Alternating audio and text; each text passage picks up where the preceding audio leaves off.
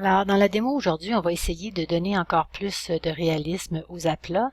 On va travailler des aplats souples, donc d'après des vêtements qui seraient vraiment portés. C'est une des façons dont vous pouvez travailler pour créer en fait des effets plus réalistes, voir vraiment où est-ce qu'il y a des plis se forment, comment il se manifeste la trois dimensions. Donc ici, on peut voir dans un tissu à carreaux comment les courbes ici des lignes horizontales du carreau suivent les formes du corps, puis comment la ligne verticale le suit aussi. Donc ce qu'on a appris jusqu'à présent, c'était à modifier de façon un peu rigide l'orientation du tissu. Maintenant, on va apprendre à le modifier, mais vraiment en 3D. Donc la première étape, c'est vraiment de recréer l'aplat en forme, je dirais, portée. Donc, on ne va pas utiliser les techniques qu'on fait habituellement pour construire l'aplat. Ici, on est vraiment plus dans la représentation. Donc, je vais vraiment tracer ici autour de la silhouette. Donc, nouveau calque. Et je vais travailler avec mon outil plume. Je vais quand même faire des formes. Je ne ferai pas un contour complet avec des divisions pour peinture dynamique. Ici, je vais créer vraiment des formes fermées parce que c'est nécessaire pour la technique qu'on va utiliser. Donc, je vais créer ici d'abord le côté gauche.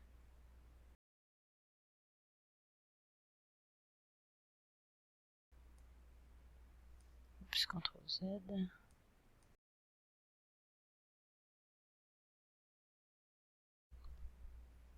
Donc, je vais intervertir ici, puis je vais mettre un contour noir. Je vais faire la même chose ici de l'autre côté. Donc ici, j'ai pas besoin d'aller chercher la précision au niveau de la fourche.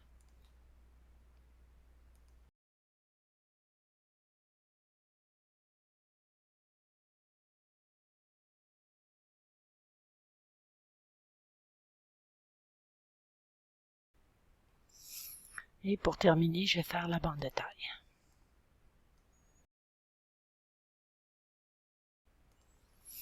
Bon, je vais maintenant faire la portion dos de la bande de taille.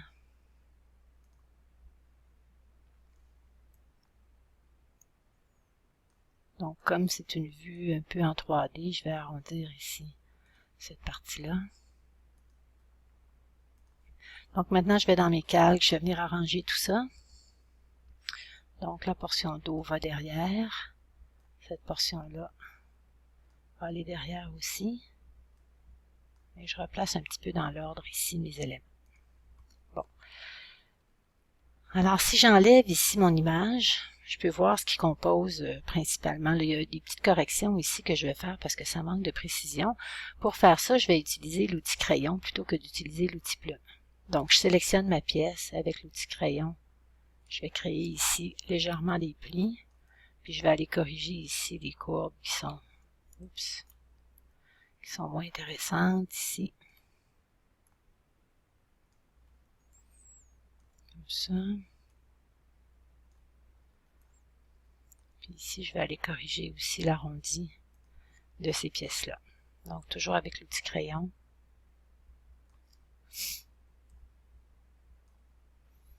Et puis, je vais faire la même chose de ce côté-ci. Oups, ici, il me manque une petite partie. Oh, très étrange.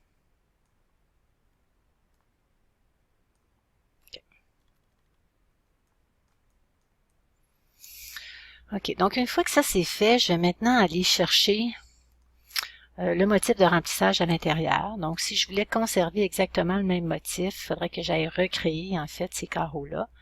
Je vais verrouiller ici ce calque-là, me faire un nouveau calque. Donc, j'irai ici chercher ma répétition, qui est à peu près comme ça. Donc, ici, ce que je vais faire, c'est faire mon fond en blanc. Donc, premièrement, une tuile avec aucun remplissage, aucun contour. Ensuite, je vais aller chercher ici mon remplissage. Je vais le mettre en blanc. Temporairement, je vais le rendre non visible pour être capable de voir. Oups! J'ai changé mon original. Donc, ça ici, CTRL-C, CTRL-F. Je vais remplir celui-là ici en blanc. Et dans mes calques, je vais aller le rendre non visible. Ce que je vais faire, c'est que je vais travailler en transparence. Donc, je vais aller chercher ici un rectangle de transparence ici pour le noir. Donc, ce que je vais faire, je vais copier peut-être celui-là, CTRL-C, CTRL-F, puis je vais le modifier, ça va être plus simple, j'ai déjà ma hauteur. Donc, pour avoir la largeur ici, cette largeur-là, je vais remplir ça ici en noir transparent à peu près à 80%. Je vais copier celui-là ici pour le placer de l'autre côté, CTRL-Y, puis le placer exactement par-dessus l'autre. Je vais me faire aussi une petite zone ici, très étroite, au centre. Et ces trois parties-là, ce que je vais faire, c'est les copier directement, puis les inverser. Donc, 1, 2, 3, CTRL-C, CTRL-F. Et je vais faire ici mon retournement comme ça. Je vais ajuster la taille de ça. CTRL-Y, pour que ça rentre vraiment à l'intérieur ici. CTRL-Y de mon carré. Et je vais ajouter ici, bon, évidemment, les petites lignes blanches là, qui sont là. Je vais les ajouter tout simplement. Qu'est-ce que je vais faire? Je vais réduire mes carrés noirs. Donc, je vais tout sélectionner ça. Puis, je vais réduire très, très légèrement à partir du centre pour me laisser une marge blanche tout le tour. Donc, je vais prendre mon rectangle blanc, je vais le replacer ici dans l'ordre des calques, je vais le rendre visible. Donc, ça deviendrait ici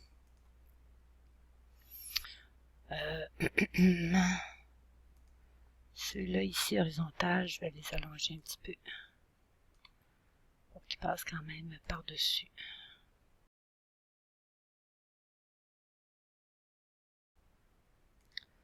Puis en hauteur, dans le fond, je les ai rapetissés, mais j'aurais pas dû.